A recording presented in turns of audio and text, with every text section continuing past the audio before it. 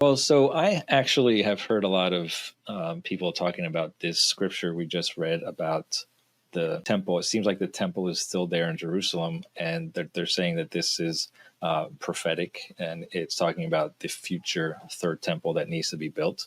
It's interesting is I held that view myself at one point in life. Yeah. And so I'm very familiar with it.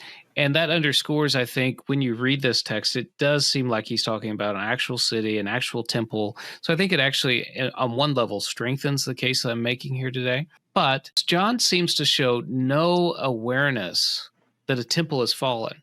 So imagine, for example, if you were writing the history of New York City and you got to about 2000 and let's say we found a document that's written a history about New York City and we weren't sure exactly when it was written, but let's say we knew it was around the 2000s and they just casually start talking about the Twin Towers. Right. And so we're trying to date when this book would be written. I don't think anybody would reasonably say that this book was written in 2002 if they're talking about the Twin Towers and they don't happen to mention that it just had fallen. Right. And that's sort of the circumstance you have here. John, we know he's writing in the late first century, but he's talking about the temple and he makes no mention at all that this temple has fallen. Now, you might say that's an argument from silence. And in a sense, you're right. A person would be right to say that. But this is a deafening silence. This would be John is living.